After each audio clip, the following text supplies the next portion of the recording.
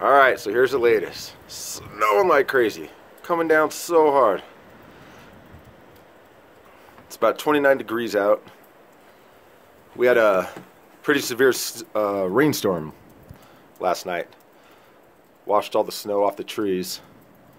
Of course, that's going to turn to ice now, with snow packed on top of it.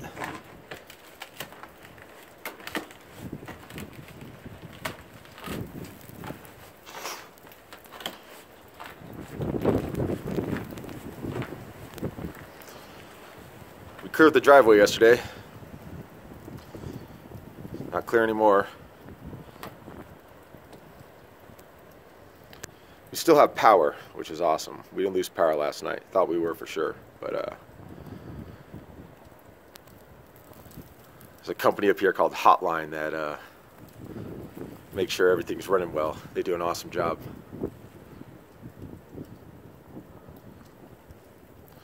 It's supposed to be like this all day, which means it's going to take us like a week to dig out of here.